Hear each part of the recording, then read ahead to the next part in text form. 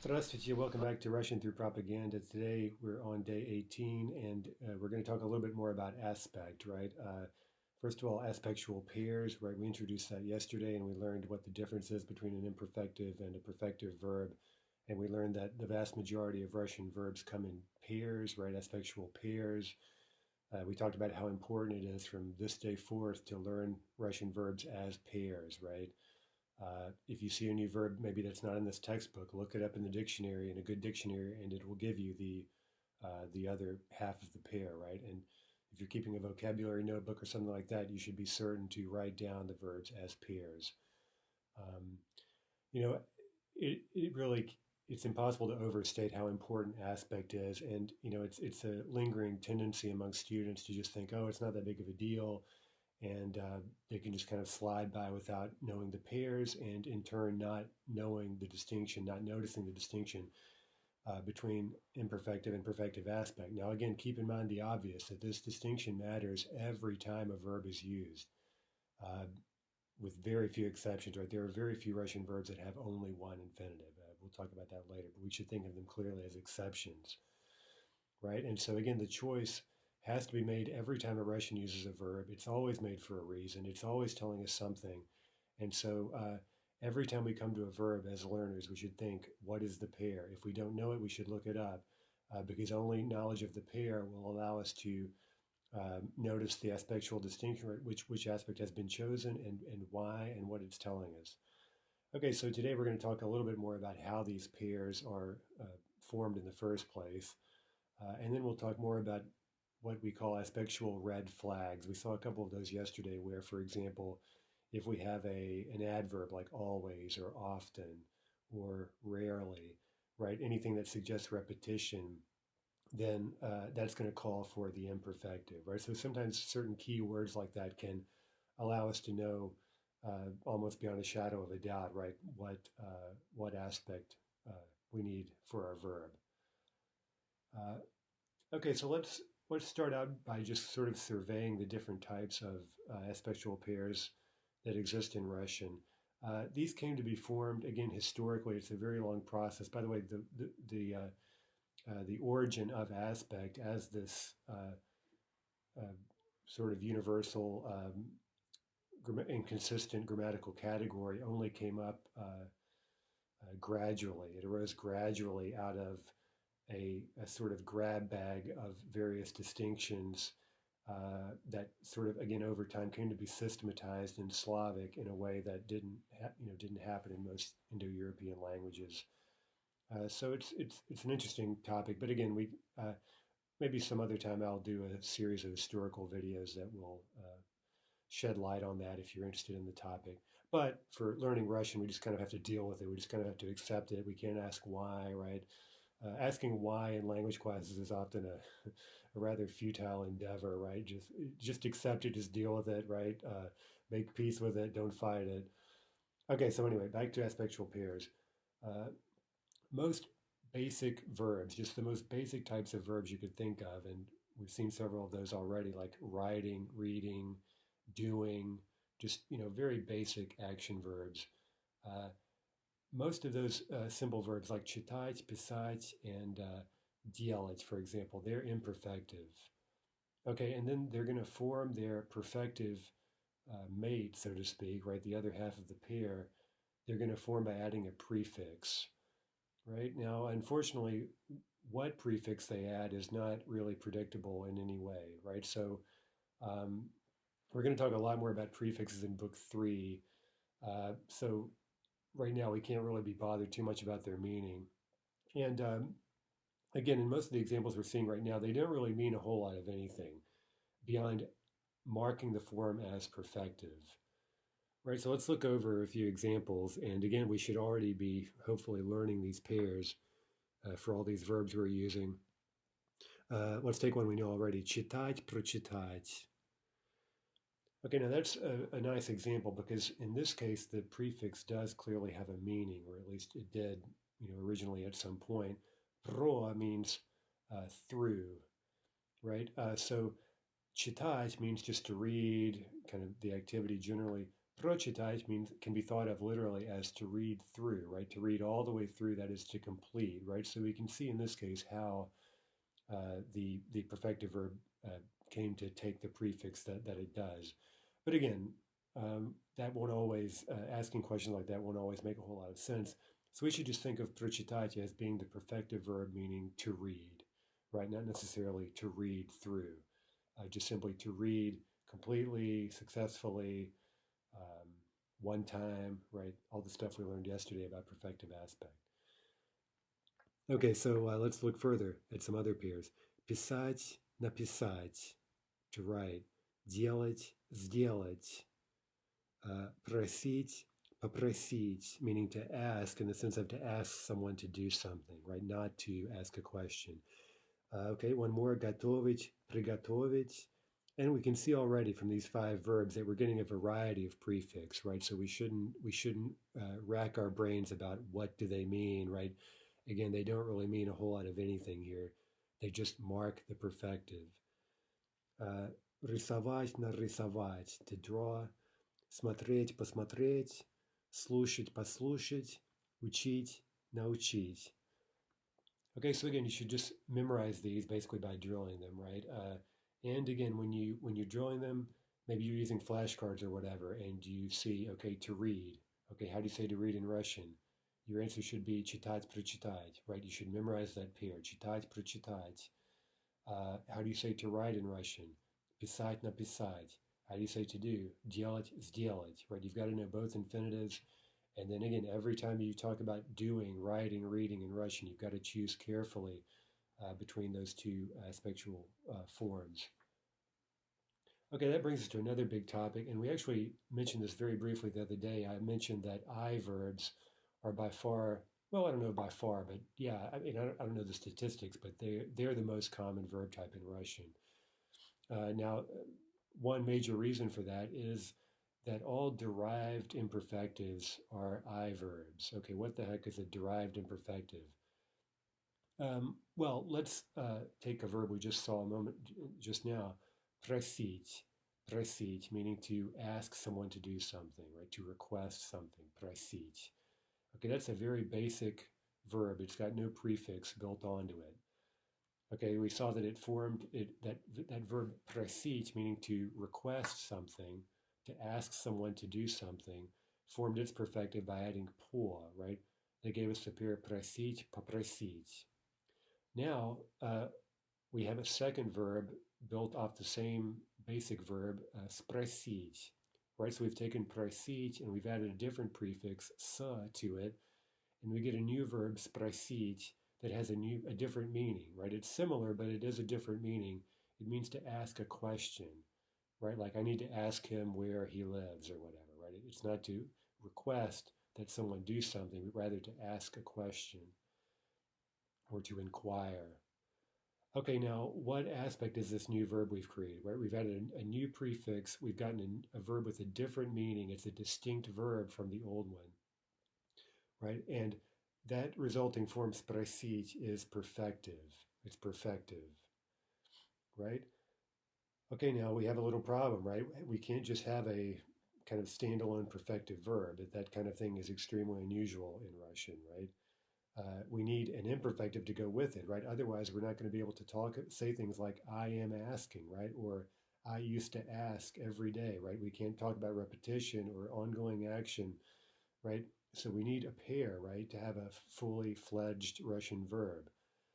Okay, so in cases like this, Russian derives an imperfective. That is, it just it generates an imperfective form based on a set of rules that are really very consistent across the language, right? We're going to talk about this a lot more later. In books 3 and 4, we're going to revisit this. So for right now, I don't want to tell you the rules because we don't need to be actively deriving imperfectives on our own right now. That would be way too much at this stage. But just seeing how this works can help us begin to pick up on these patterns. And again, the more you see it, the more pairs you see, the more you'll pick up, oh, okay, I see how this is kind of happening. And it'll make it easier to memorize the pairs. And then later, when we come back and treat this in detail, you'll see even more clearly, oh, okay, I see exactly how this works. And in fact, I can even maybe at times kind of guess the imperfective just by knowing these derivation rules. Okay, let's just look at a few examples. So from спросить, we get the derived imperfective спрашивать, спрашивать. In this case, e verbs derive imperfectives using the suffix ivi, right, resulting in an I verb. And then we get other things happening sometimes, like a mutation, right? You see the S has become a sh, right? As we know, S mutates to sh. And then also, if the original, the perfective verb had an or, often that will, the vowel will shift to an ah, right? So we have several things going on here. It's a little bit tricky, but again, so the resulting pair is спрашивать, спросить. Let's look over a few other ones. Показывать, показать, right? To show. Показывать, показать. And you see a very similar thing happening here. Spelling is a bit different. No mutation, but you see the basic pattern. We're getting an ivi verb. Показывать, показать. Look down below. Рассказывать, рассказать. See that pattern. Here's one that's something slightly different is going on here. Получать, получить, right? Where we see an I and an E pair. That's quite common. Look at this other one. Отвечать, ответить, right? I-E. You see we've gotten a mutation. Успевать, успеть. Again, something a bit different going on there. We formed a derived imperfective using vai, the suffix vai. Успевать, успеть. Отдыхать, отдохнуть. Понимать, понять. Решать, решить. Okay, so you see several patterns here, right? This ivi imperfectives. We've seen a few of those. We've also seen some pairs that simply follow this I-E pattern without adding any special suffix. And we've seen one here, uspevать, which is adding vai, right? Okay, so it's a mixed bag with this. And again, it's a rather, well, it's not a very difficult topic actually once we're ready for it. But we're going to save that for later. For now, just learn these, drill them, memorize them, but also start watching for these patterns, and that'll make things easier.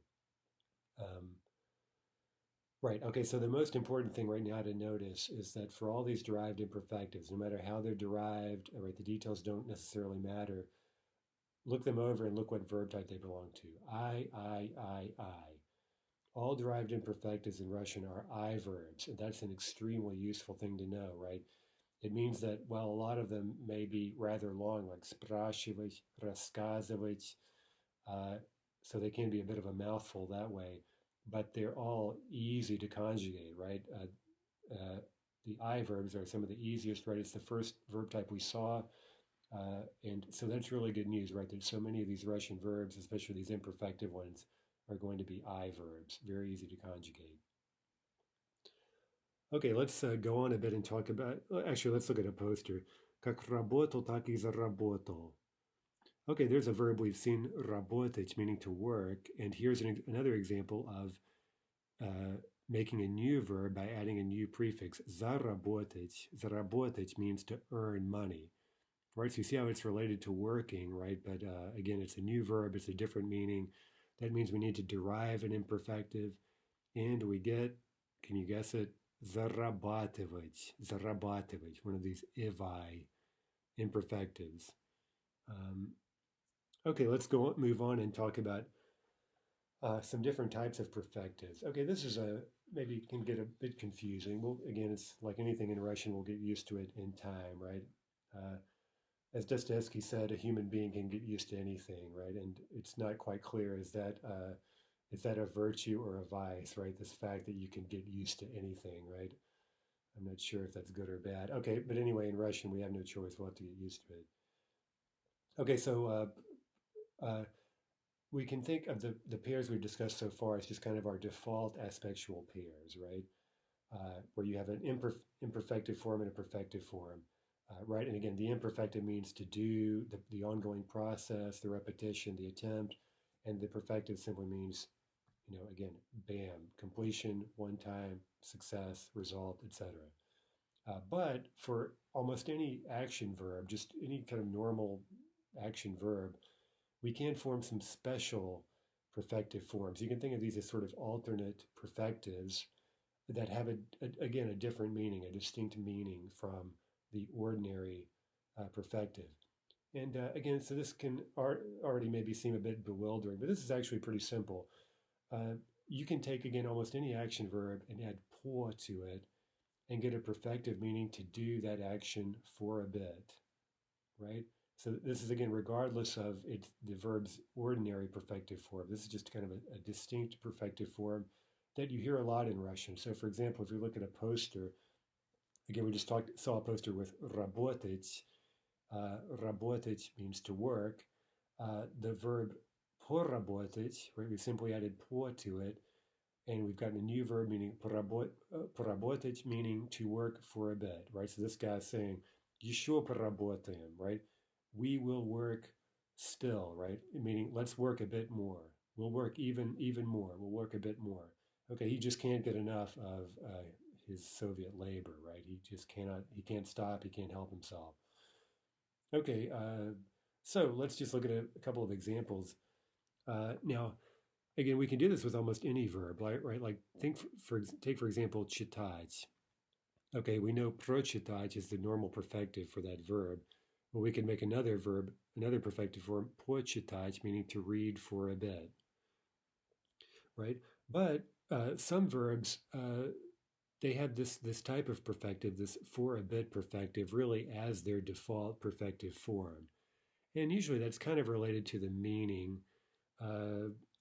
We just saw работать, поработать, right? To work or to work for a bit.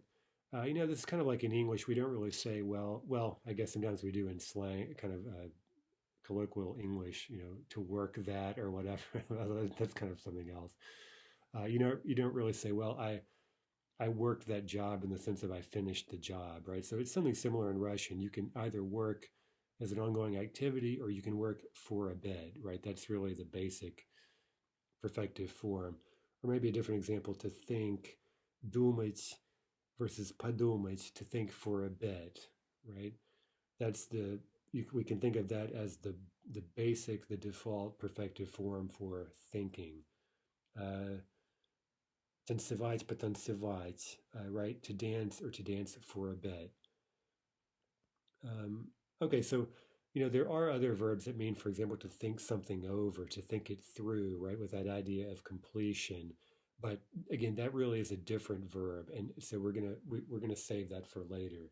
For now, for these verbs to work, to think, to dance, you should think of these pairs here as your default default aspectual pair, where again the por, the perfective, means really to do these things for a bit.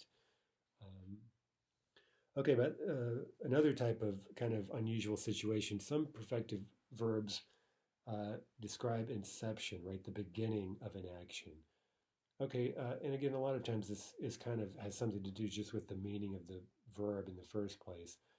But let's think about this. So again, usually we think of perfective verbs as expressing completion, right? The end of the activity, not the ongoing nature of the activity, right? But the kind of momentary, sudden end, right? It's kind of a moment in time versus this duration.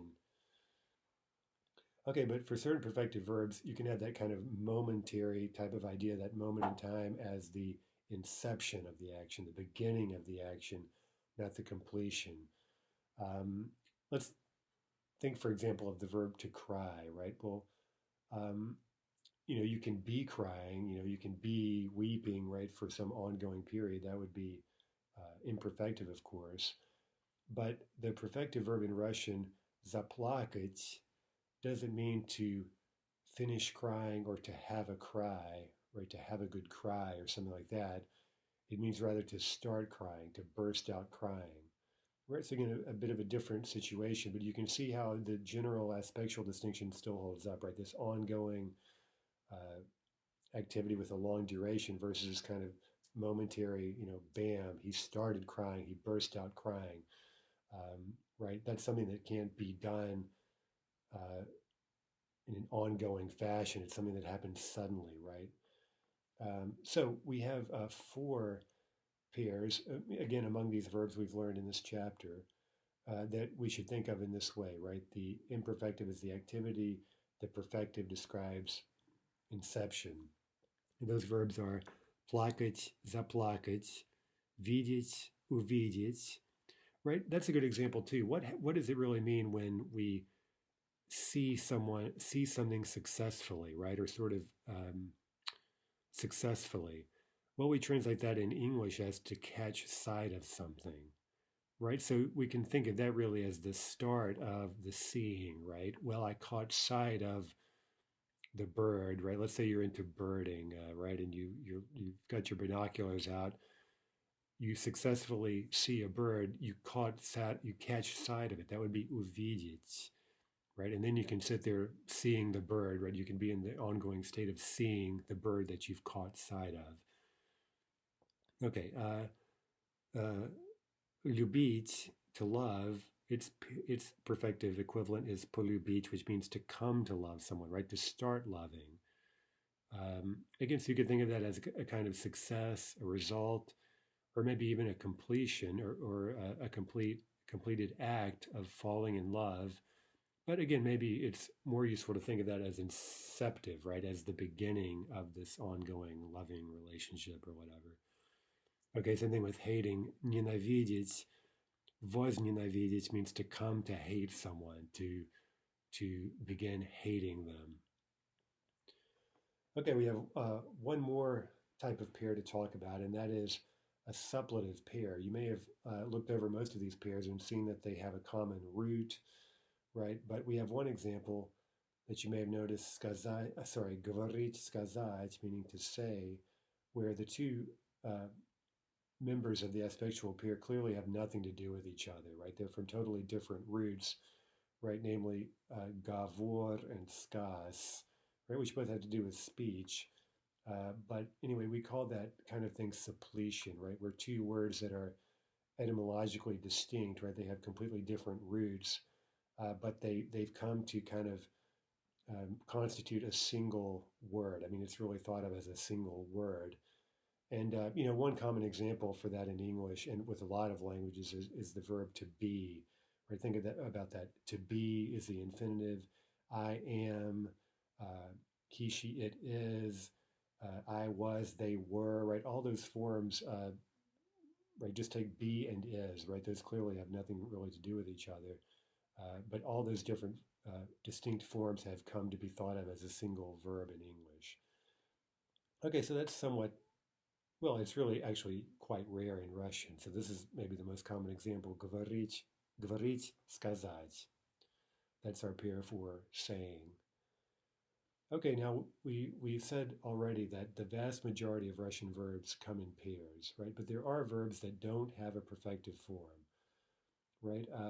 So we've seen a few of these already. Again, sometimes this has to do with the meaning.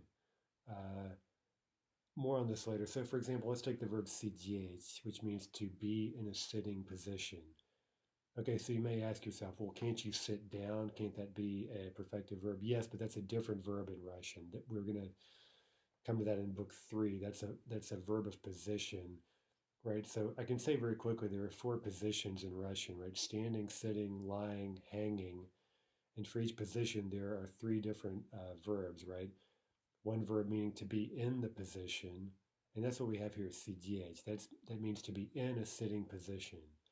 Okay, so that's as you see, it's inherently an ongoing activity, right? You're kind of persisting in the position. So that helps us see why. Okay, that's why there's only an imperfective form of this verb. But then there are pairs for moving into the position, right? For assuming the position and for putting something else into the position. Okay, so we'll get to that in book 3. For now, we're just seeing this common verb сидеть means to be in a sitting position, and it's imperfective only. Our other examples are иметь, знать, значить, жить. Right? Okay, I may mention somewhere there is a perfective verb for жить, meaning to live through something. It's прожить. But we're not going to be using that right now in that sense. So we're just going to ignore that. Let's just say жить for now has only an imperfective form. Um, there are a few Russian verbs that are called iteratives. Iteratives. Uh, and we'll talk more about that later. For now, let's just say that bывать is the iterative of быть, right? Bывать, it's an I verb, so it means to happen or to be regularly, right? To happen, to come up, to be often or regularly. And that's a pretty commonly used verb, bывать. For example, at the bывает, right? That happens, right? Like, you know, stuff happens, right? Well, at the bывает, well, that happens. What can you say? At the bывает. Okay, so a very common phrase. Uh, for example, я опять потерял ключ. Again, I've lost my key. Это бывает, right? That happens. Okay, so let's watch out for bывать. And again, for now, we're going to treat that as imperfective only. Okay, let's look over a few of our pairs and just do an exercise. Again, kind of as we were doing yesterday, reviewing aspect by trying to convey the gist of an English sentence through our choice of aspect. So let's think, as always, when we're choosing a verb form, we need to think about aspect and tense. All right, so let's look at показывать, показать. Okay, they were showing a photograph. All right, they were showing, that past continuous tense. That sure sounds like a process, right? Not they simply showed a photograph, but they were showing it. Okay, so we need imperfective and past tense.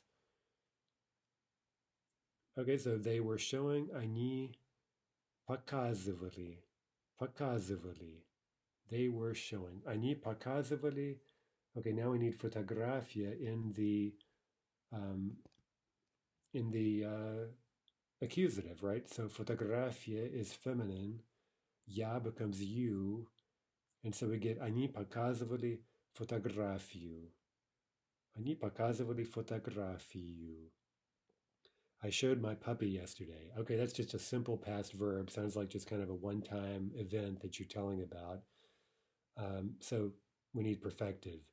And we need to put Chinook into the accusative. Chinook, puppy, is animate, so the accusative is going to look like a genitive form.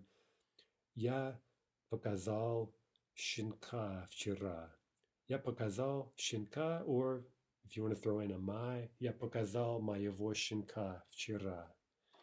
Now, we don't specify here, but if the I were feminine, it would be я показала. Я показала моего щенка вчера. Number 3, she'll show our new cat tomorrow. That's exciting. Okay, let's see. She will show. Just a one-time simple future verb in English. Sounds like just again, a one-time action. We need perfective, future tense. So remember, to get future tense for perfective, we simply need to conjugate it. Она покажет. Она покажет. Now we need accusative of наша новая кошка.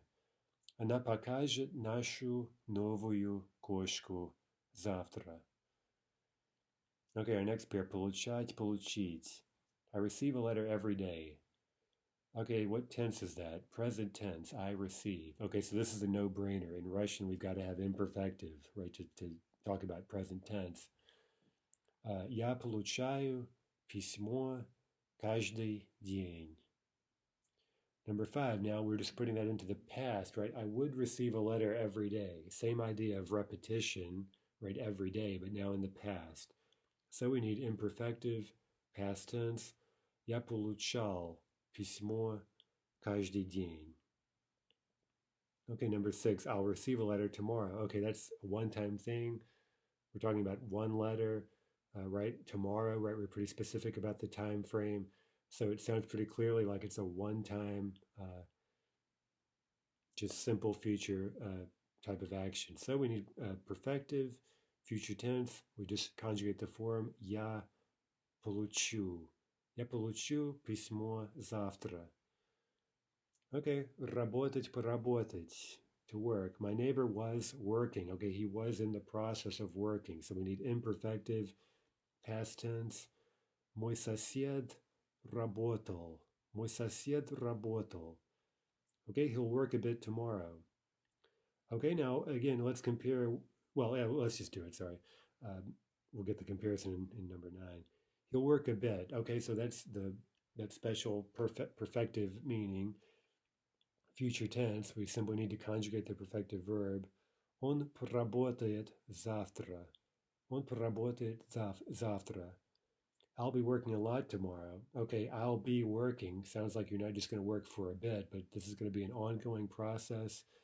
And here we have another clue, много, right? You're going to be doing a lot of work, right? This is going to take some time, maybe also some effort, right? Okay, so we need imperfective future. That means we need a compound future tense, right? Я буду работать. Я буду работать много завтра. Okay, the last pair, видеть, увидеть, to see. Number 10, I'll see you tomorrow. Okay, again, just a simple future sounds like a one-time event. We need perfective, so we simply conjugate увидеть. Я увижу. Now we need the accusative of ты, which is тебя, right? You is the direct object. Я увижу тебя завтра. Number 11, now also future tense, but here note the red flag every day, каждый день, right? That's clearly repetition, so we've got to have imperfective. So the compound future tense for видеть will be я буду видеть. Я буду видеть тебя каждый день. And number 12, I caught sight of an old friend. Now here again is this issue of a perfective verb that is inceptive in meaning, right? We can really think of it as you begin to see something, right? You catch sight of, as we say in English, something. I caught sight of an old friend, perfective. Я увидел, or in this case, we have a feminine speaker. Я увидела. Okay, now we need a direct object, old friend, старый друг, animate. Sorry, we're doing a feminine, a female friend. So, right, we still need a direct object. That means we need to put старая подруга into the accusative. And that would be старую подругу. So, я увидела старую подругу. Okay, so one more topic today that's pretty useful, I think, is something we'll refer to as red flags, right? We've mentioned this already, right? Just certain adverbs or kind of adverbial phrases that can tip the scale towards the imperfective or perfective, right? Now, again, it's often the case when we're talking about what I call basic aspect, right? The aspect in the way we've discussed it thus far, that there's either a right or a wrong answer, right? It's really kind of black and white. And that's kind of done on purpose right now, right? We're trying to just look at the basics uh, and really nail down kind of right versus wrong in terms of aspectual choice. Again, later, book 3, we'll talk about this in a more sophisticated way, right? And we'll look at the full picture, right? But what we say today will continue to hold up, right?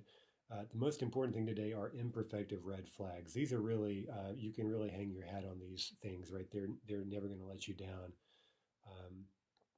Well, almost never.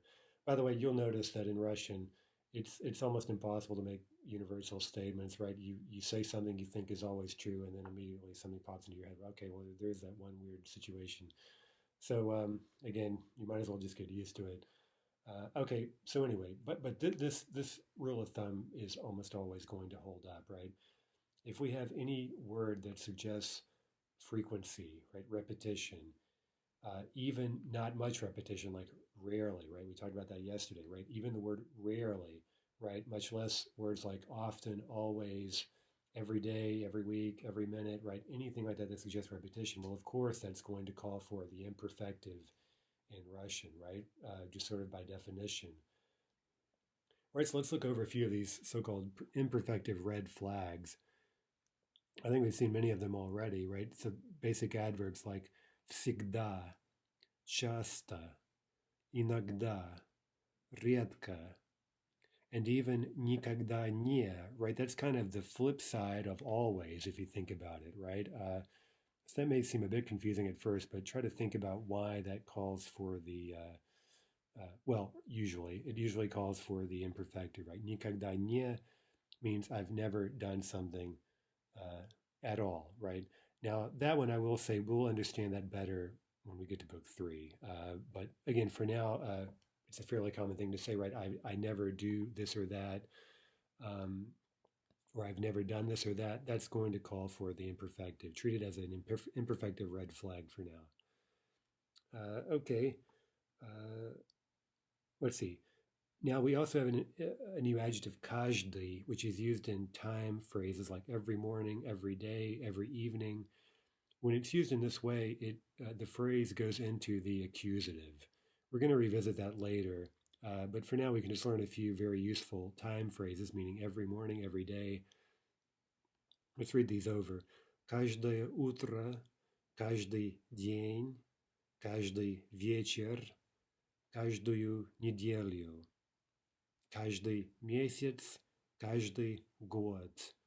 Okay, if we look over these nouns, right, утро, день, вечер, месяц, год, all of those are either masculine or neuter, right? So we actually can't tell just by looking that these phrases have gone into the accusative, but they're all accusative, right? Just because of this use with каждый.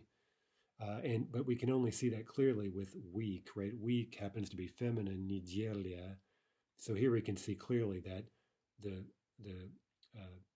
phrase каждая неделя is here appearing in the accusative in this particular usage. Okay, so let's look at some examples. Я читаю газету каждый день. I read the newspaper every day. Okay, well that's present tense, so that one's kind of obvious. But let's put that idea into the other tenses. Past tense, я читала газету каждый день. Right, I would read the paper every day. Or future tense, I will read the paper every day. Я буду читать газету каждый день. And again, that каждый день, if we're using that in a sentence or any other phrase in this little group, right, chances are extremely strong we're going to need the imperfective. Okay, you could try a little to answer a few questions here to tell how often you do certain things, right? For example, как часто ты читаешь роман? How often do you read a novel? Как часто ты читаешь русскую поэзию? Как часто ты читаешь газету? Как часто ты читаешь статью? Right? How often do you read an article? Как часто ты смотришь телевизор? How often do you watch television? Как часто ты слушаешь музыку? Как часто ты видишь маму и папу? Как часто ты видишь брата или сестру? How often do you see your brother or sister? Or some other examples, right? Как часто ты просто сидишь и отдыхаешь, right? How often do you just simply sit down and relax? Well, if you're a shock worker, right, then probably not very often, right? You're always working. Еще поработаем, right? Let's work a bit more. Еще поработаем. Как часто ты пишешь сочинение? Как часто ты получаешь письмо? How often do you receive a letter? Как часто ты отвечаешь на письмо? How often do you answer a letter? If you're me, then not very often. I have a hard time bringing myself to answer letters. Как часто ты знаешь ответ на вопрос профессора? Okay, there's a rather complicated phrase. How often do you know the answer to a question of the professor? Right, there's the genitive профессора. Как часто ты забываешь русское слово? How often do you forget a Russian word? Как часто ты говоришь по-русски? How often do you speak in Russian? Как часто ты готовишь обед или ужин? How often do you cook lunch or dinner? Okay, so we know that the imperfective verbs can express repetition, right? And we just saw some red flags that imply repetition and therefore call for an imperfective verb. But another thing that imperfective verbs describe is an ongoing process, right? This kind of extended process with a long duration, right? As opposed to kind of this momentary, bang type, bam type of action, right? So if we throw in some phrase that implies something's going on for a long time, right?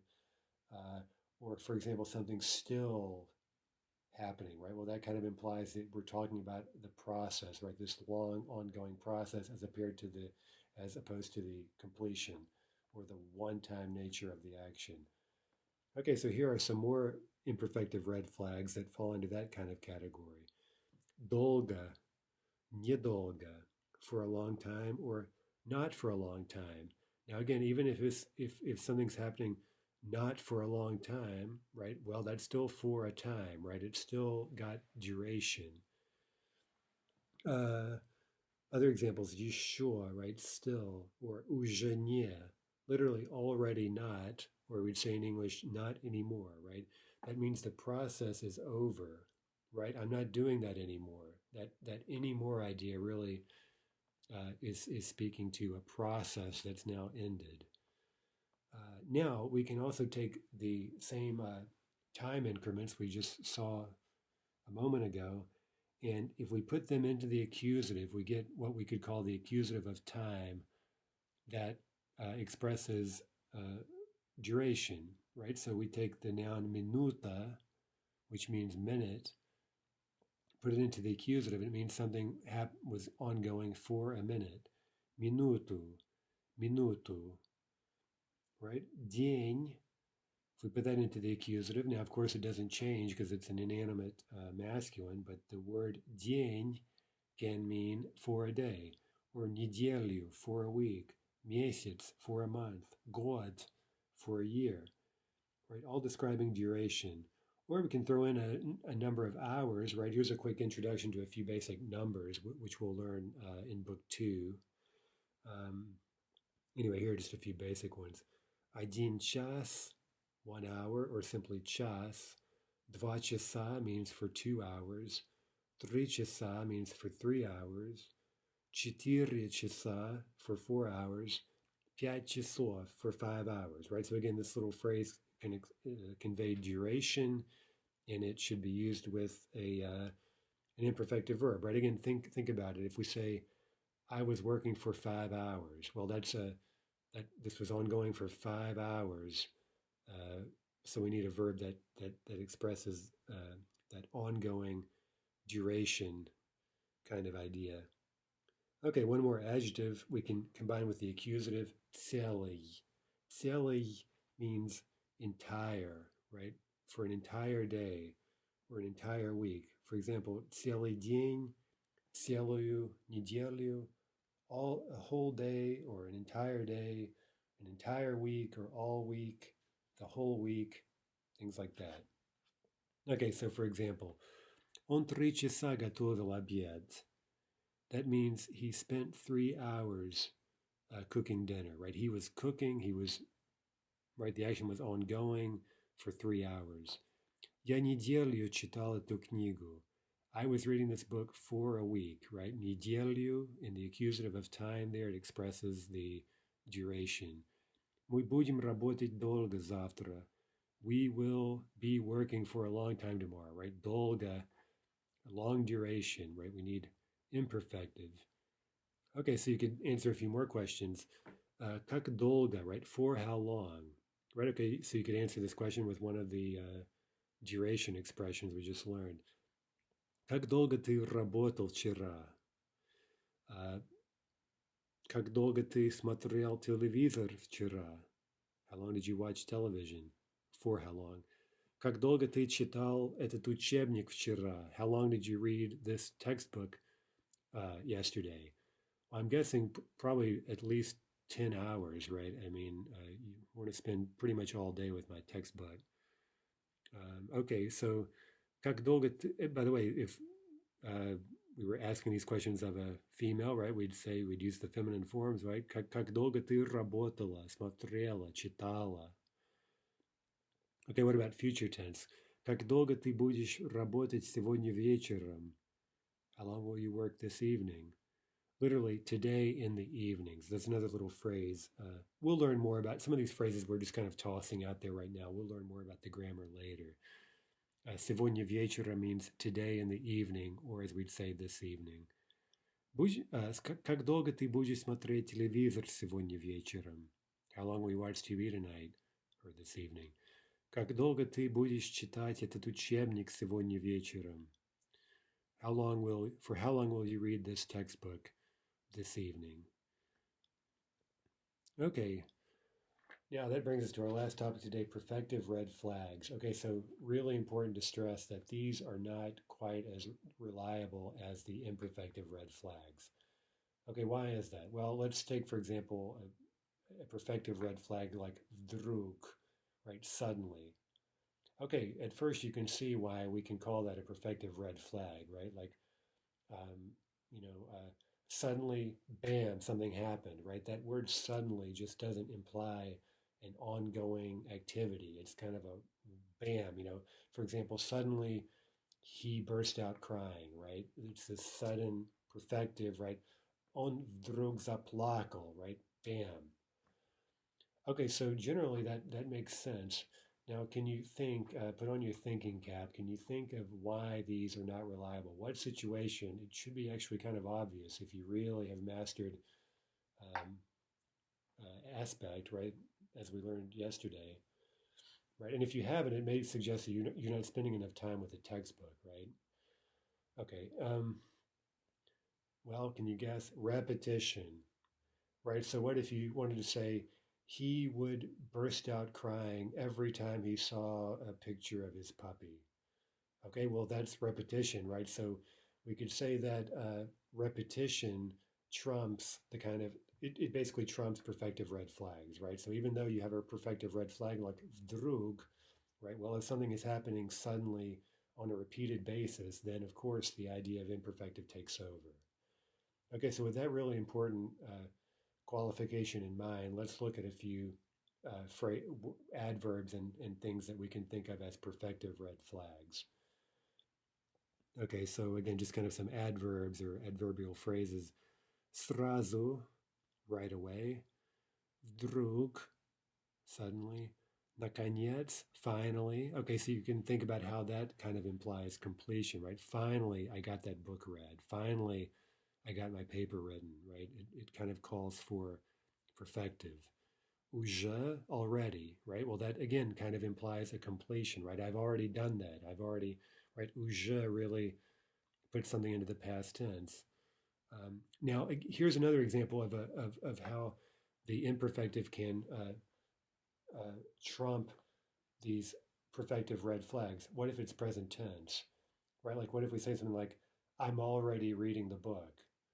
I'm already reading. Well, again, in that case, present tense, we have zero choice in Russian but to use imperfective, right? So that kind of wraps up our right, two very simple situations, repetition or present tense, where the perfective red flag kind of, that whole idea just breaks down, right? Okay, еще не, not yet, right? Uh, for example, we're not reading the book yet, right? Uh, well, sorry, I misspoke. We're not reading the book yet. That would be a case where it was trumped, right? Мы еще не читаем эту книгу. We're not reading the book yet. Present tense, that would trump the perfective red flag. But let's think of other situations like I haven't read the book yet, right? Or I haven't I haven't finished writing the paper yet, right? That would often call for perfective. Опять, again, right? Well, it speaks, of course, to repetition, but to a single act of repetition, right? So you can think maybe why that would often cause or call for the perfective. Еще раз, kind of the same idea, once more, again, right? So repetition, but a single act of repetition. Okay, so you see how these aren't quite as satisfying as the imperfective red flags. They can easily lose their power if, again, the idea of repetition or present tense activity is used. Okay, look at some examples. Ребенок вдруг заплакал, не знаю почему.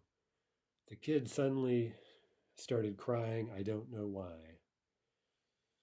Okay, я прочитаю письмо и сразу отвечу на него. I'll read the letter. I'll read the letter, perfect it, I'll finish reading it, and then I'll immediately answer it. We'll talk more about that kind of example tomorrow. That's a sequence. And when we talk about sequences of actions, we need perfective verbs, unless there's repetition. Okay, so more on that tomorrow. Ты уже приготовил обед? Right? Have you already fixed dinner? Is it ready? Нет, еще не приготовил. Okay, so there are examples with уже already and еще не, not yet, or literally still not, used with the perfective. Okay, let's take a few examples. For example, смотреть, посмотреть. Ты уже посмотрел film, right? Have you already watched the movie? There with the perfective, right? Kind of emphasizing completion. And someone says, no, I haven't finished it. I'm still doing it. Okay, then we would get imperfective present. Нет, я еще смотрю.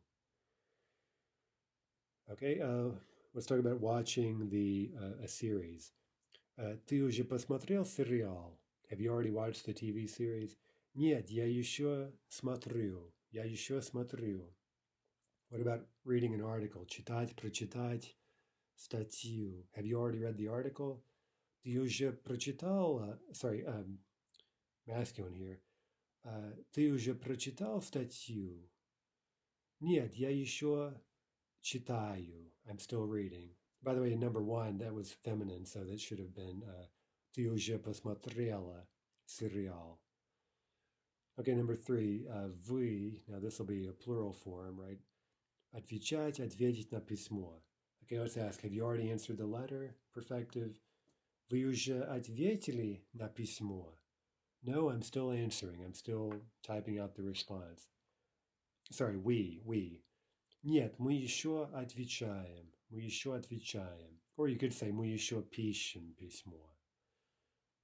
Let's do some more examples.